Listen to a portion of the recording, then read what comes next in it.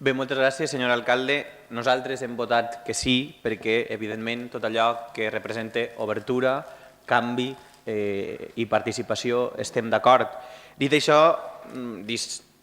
distanciem de les formes i per això nosaltres hem presentat una proposta que el que fa és dir a la ciutadania que ha de parlar, que ha de votar i per esta via ne s'ha presentat una altra. I jo crec que és que, malgrat que vostès pensen que el que ara toca és moure fitxa, no cal moure fitxa, el que cal fer és canviar de tauler.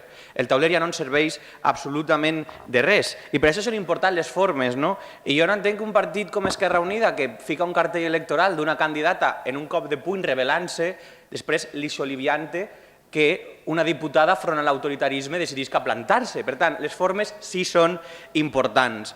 I nosaltres també hem votat que sí per respecte a joves socialistes i a la militància de base del Partit Socialista, que pensem que ha fet un esforç titànic per aconseguir aquesta moció, que no ha estat fàcil davant d'una direcció mobilista. I m'agradaria parlar d'altres coses, però no puc, i és que el Partit Popular i el Partit Socialista un cop més fan gran coalició i pacten.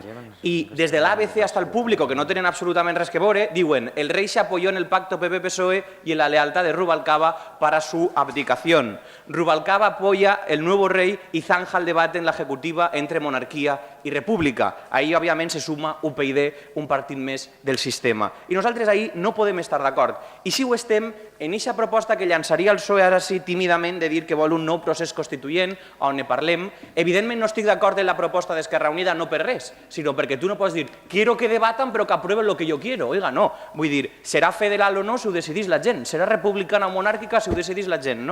I per tant jo penso que ja no val moure fitxa, que hem de fer canvi de tauler i donar-hi la participació i el protagonisme a la ciutadania, a la gent, sense por, amb referèndums vinculants, i ni imposar per un costat ni imposar-ne per un altre. I miren, el 24 d'abril del 2013, Compromís va proposar l'obertura d'un procés constituent perquè considerava que els marcs actuals no eren possibles perquè la ciutadania deia que n'hi havia prou. Saben vostès que van votar el Partit Socialista i el Partit Popular que no. Aquella proposta que avui defensen votaven que no i a més llegiré una cosa que diu El País. La respuesta alteró la socialista Barceló, que en su respuesta sentenció: no estamos dispuestos a abrir la Constitución en canal, lo que le valió más aplausos de la bancada popular que de la suya. Nosaltres, evidentment, estem perquè la ciutadania siga la que opine, que decidisca allò que vol, perquè som majors d'edat, no volem ser súbdits. És senzillament això, que la gent trie democràticament si vol un cap d'estat d'una manera o d'una altra. I no en posarem ni d'un model ni de l'altre. Moltíssimes gràcies.